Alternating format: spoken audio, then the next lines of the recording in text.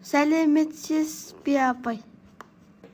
Амансыңдар ма балалар? Бүгінгі күннің тақырыбы отан туралы мақал-мәтелдерді айтамыз. Кім қандай мақал-мәтелдер біледі? Апай, мен айтсам болады ма? Отан елдің анасы, ел ердің анасы.